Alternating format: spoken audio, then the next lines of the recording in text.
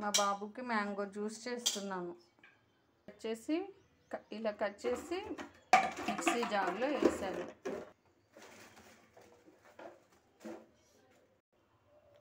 కొంచెం బెల్లాన్ని తురుముతున్నా జ్యూస్లోకి.